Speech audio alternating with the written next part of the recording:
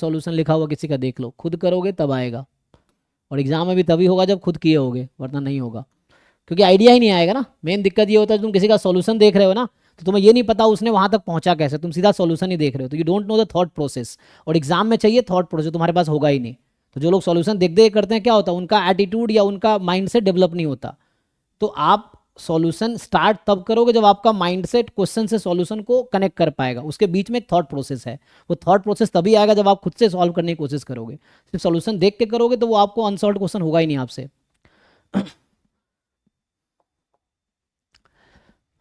तो उसके लिए ट्राई करना पड़ता इसका है खुद से। एमएलई तो सो यहाँ कह रहा है कि डायरेक्ट रहेगा ठीक है, 1.4। ये हमारे पास है, be the observed value of the random sample of size 6। तो आपके पास x1 x2 x3 x4 x5 x6, there are 6 random variables जिसकी ऑब्जर्व्ड वैल्यूज दे रखी हैं।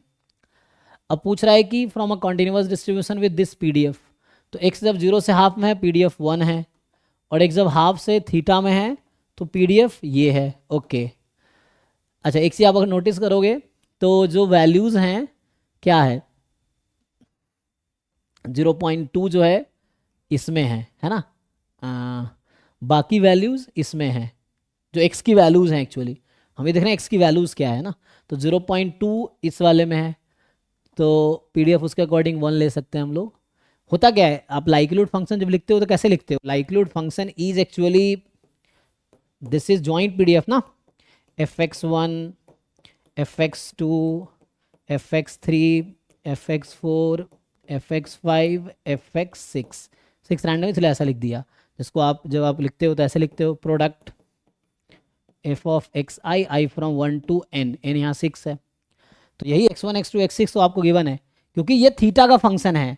तो लाइक्लीहुड फंक्शन में x1 x2 x3 xn constant है, x i's are constant in the likelihood function, theta is variable. तो यहाँ एक्स आईज इंपॉर्टेंट नहीं है, इंपॉर्टेंट थीटा है लाइक्लीहुड फंक्शन में। तो x1 आपको पता है, ये x1 है, ये x2 है, ये x3 है, ये x4 है, x5 है, x6 है ना जी। तो देखो x1 में इस पीडीएफ को चूज करोगे या इसको चूज करोगे, ये आपको डिसाइड करना है कि what will you choose. Okay, तो fx1 में आप 1 चूज करोगे, fx2 में x2 आपका 1.2 है, 1.2 कहाँ पे होगा, इधर होगा, तो बाकी सारी तो इधर ही होगी ना, बाकी सारी वैल्यूज तो इधर ही है इस वाले में। तो ये 1/2 थीटा माइनस 1, इसकी पावर 5 लेना पड़ेगा, है जी। के लिए तो थीटा डिपेंड कर रहा है ना, तो एक मिनट यहाँ पे 4 ना, उसका क्योंकि एमएलई जीरो अगर पॉइंट एक्स, थ्री पे भी 1 होगा। हाँ जी,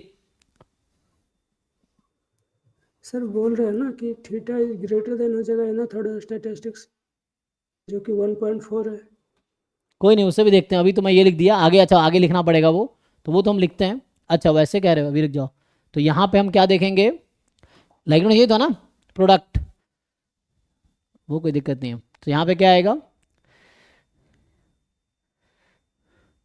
सो यहाँ से अगर theta greater equal to x i, तो ईच एक्स आई, अभी पहले इसको कैलकुलेट करो फिर हम बात करते हैं। तो यहाँ से आएगा दिस विल बी, क्योंकि 0.3 और 0.2 ये दो वैल्यूज़ हैं जो 0.25 से, अरे यार क्या है ये 0.5 ना, 0.5 से कम है, दो ही वैल्यू 0.5 से कम है ना ये। तो इसका मतलब आएगा 1/2 थीटा माइनस 1, इसकी पावर 4, और 1 आएगा 2 बार, ठीक है। तो अभी के लिए 1/2 थीटा माइनस 1 की पावर 4, यहाँ तक ठीक है। अब यहाँ पे सपोर्ट में थीटा इन्वॉल्व है, ये ठीक है, ये हमारा 4 क्यों लिया, क्योंकि there are 4 values that lie in this interval, तो this PDF is selected, and there are 2 values which lies in this interval, so this PDF is selected. तो ये आ गया।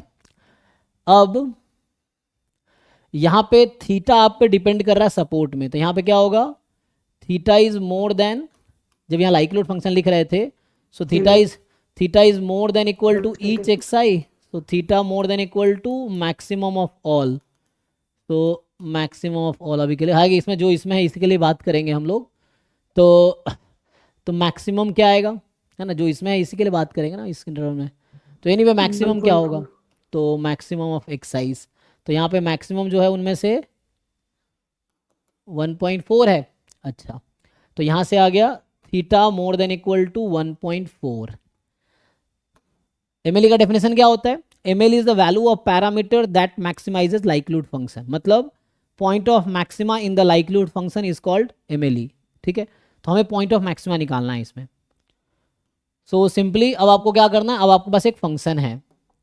सो this is the likelihood function. So there is a function 1/2 theta minus 1 की power 4 when theta belongs to 1/4 to infinity. ये एक function है with domain. अब खुद बताओ कि ऐसा कौन सा पॉइंट है, थीटा की ऐसी क्या वैल्यू है जिसके लिए लाइक्लीहुड फंक्शन मैक्सिमम होगी, वो MLE होगा। तो मैक्सिमम वहां तो बढ़ा होगा कैलकुलस में, क्योंकि वो डिक्रीजिंग फंक्शन है ना। सो लाइक्लीहुड फंक्शन का अगर डेरिवेटिव करोगे, पॉइंट का हाँ, या तो आप लॉग लेकर डेरिवेटिव कर लो या डायरेक्टली डेरिवेटिव कर लो। सो लाइक्लीहुड फंक्शन का डेरिवेटिव नेगेटिव है, इसका मतलब लाइक्लीहुड फंक्शन इज डिक्रीजिंग। और लाइक्लीहुड फंक्शन अगर डिक्रीजिंग है तो, है ना, कोई फंक्शन अगर डिक्रीज, इसका डोमेन 1.4 से स्टार्ट हो रहा है और ये डिक्रीजिंग है, तो हाईएस्ट वैल्यू यहाँ पे मिलेगी, है ना। डिक्रीजिंग है तो वैल्यू घटती चली जाएगी। तो पॉइंट ऑफ मैक्सिमा जो है theta is equal to 1/4 is point of maxima in likelihood function and therefore theta is equal to 1/4 is MLE of theta. तो 1/4 is the answer of this question. तो ये तो MLE निकाला मैंने। Method of moment estimator में क्या करते हैं? सो दिस इज MLE, ठीक है ना। तो MLE आ गया, वो नॉर्मल हो जाता है EX बराबर X बार कर। ठीक है ना। तो 1/4 आपका ये हो गया। अब मेथड ऑफ मोमेंट में आप लोगों को पता ही है, सिंगल पैरामीटर है तो single parameter x bar is equal to EX। तो आप लोग EX निकाल लीजिए, PDF से मीन निकालना जानते हैं आप लोग। सो मीन निकालेंगे fx x इंटू FX करके निकालो क्या आता है। तो x बार यहाँ से पहले इससे x बार, 47/60। एक मिनट, x बार कितना आता है यहाँ से ऐड करके, इस सबको ऐड करो और 6 से डिवाइड करो, कितना आता है? 4.7 4.7, ओके। और ये कितना आता है? EX थीटा के टर्म में आएगा। EX PDF से यहाँ से EX यहाँ से आएगा सर x बार 4.7/6 4.7/6। अच्छा 4.7 सम किया था आपने, ओके। 4.7/6, हाँ। EX क्या है? Expectation of x। EX find करो क्या आता है।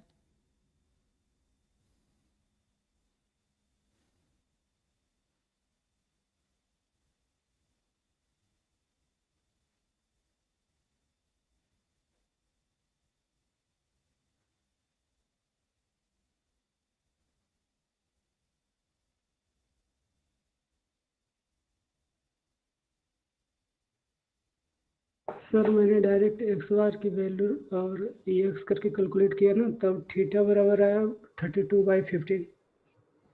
डायरेक्टली कैसे कैलकुलेट कर देते हो? बिना थीटा के टर्म में निकाले कैसे आ जाएगा? हाँ मतलब इक्वल करके कर दिए थे, तो उसका मीन नहीं निकाले, इक्वेट करके कर दिए डायरेक्ट। तो मीन क्या है, वही तो पूछ रहा हूँ। मीन जब निकलेगा तभी तो थीटा निकलेगा। जब यहाँ से EX आएगा तभी तो इक्वेट करेंगे। 0.5 प्लस 4.2/2 थीटा माइनस। इतना कॉम्प्लिकेट आ रहा है क्या? एनीवे सॉल्व करो। तो EX निकालना आता ना सबको। यहाँ से एक्सपेक्टेशन ऑफ x निकालो, इस PDF का मीन निकालो और मीन को फिर इसके इक्वल रखो और देखो थीटा क्या आता है, वो आपका मेथड ऑफ मोमेंट एस्टिमेटर होगा। ये सिंपल इक्वेशन सॉल्व करो। थीटा प्लस 1/4 आ रहा है। Theta plus 1/4, okay. तो इसको ढंग से किसी ने सॉल्व, भाई जब घर पे सॉल्व करो थोड़ा साफ सुथरा नोटबुक में सॉल्व करो ताकि जब पूछो तो बता सको। इसलिए बोलता हूँ क्लास में करके आओ। और मुझे ऐसा लग रहा है आधे बच्चे ऐसे हैं जो बस ऐसे ही देखने आए, चलो सर आप सॉल्व करो हम देखते हैं। भाई इससे कुछ नहीं होगा तुम्हारा एग्जाम में, बता रहा हूँ। जो बच्चे पहले से करके बैठे उनका सिलेक्शन होगा। तुम अगर वेट कर रहे हो एग्जाम आएगा, एग्जाम के 2 दिन पहले करेंगे, फिर तो हो गया। ये चीज़ें हैं, तो तुम पीछे हो। अब EX पूछ रहा हूँ मतलब किसी ने कैलकुलेट पहले से किया ही नहीं है, सब चुप बैठे हैं। अगर पहले से कैलकुलेट किया हो देख के बता देगा कि हाँ EX ये होगा। इसलिए तो सॉल्व करके आओ। जब भी डिस्कशन 22 का है तो सॉल्व करके आओ पूरा पेपर। जो डाउट है, डाउट भी ऐसे रैंडमली पूछ रहे हो क्या? देख के बताइए, देख देख पूछ रहे हो, कुछ भी मतलब नहीं। अगर मैं कोई पूछ रहा हूँ जो बच्चा ट्राई करके आया तो उसके पास तो आंसर होने चाहिए। मीन मीन निकालना इतना मुश्किल काम तो नहीं है इसमें। Summation x I P I करना है भाई, integration x into P D F करना है। एनीवे थीटा निकालो सॉल्व करके। कुछ तो बच्चे ऐसे होते हैं कि सर एग्जाम में ही कैलकुलेशन करेंगे, घर पे नहीं करेंगे हम एग्जाम में ही। और फिर यही बच्चे इनसे एग्जाम में भी नहीं होता है क्योंकि घर पे तो किए नहीं होते हैं। तो एग्जाम में कैसे कर लोगे जब घर पे तुमसे किया नहीं, तुम्हें पता नहीं है। फिर एग्जाम में ही पता चलता है कि हमें तो आता ही नहीं था, हम पूरे साल गलतफहमी में ही थे। ये चीज़ें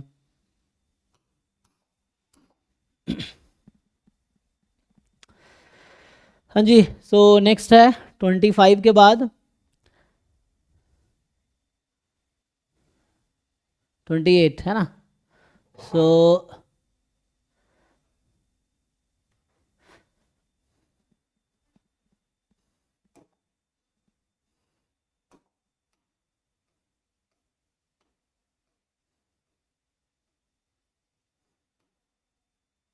ट्वेंटी तो क्लास में भी कराया ये सब है ना।